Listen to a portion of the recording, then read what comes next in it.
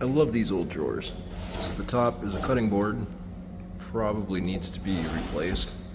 Then they keep the bottom as a drawer. Why don't they do cool shit like that anymore?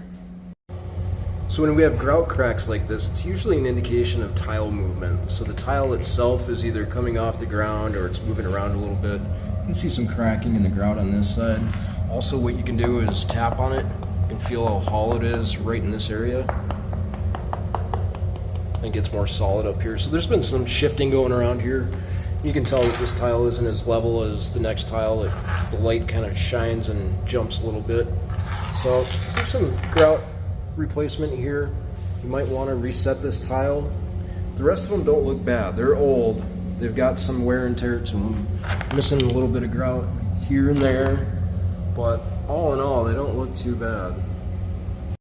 And usually if there's one cracked tile, there's usually more. This isn't really cracked, but you can tell how hollow these are. That's a good one right there. This is hollow. So this doesn't have enough set on the back of it, so it's not stuck down to the ground hard enough. So any shifting, or if you drop something on one of these hollow spots, it could crack out a lot easier than if you drop something on one of these well supported spots.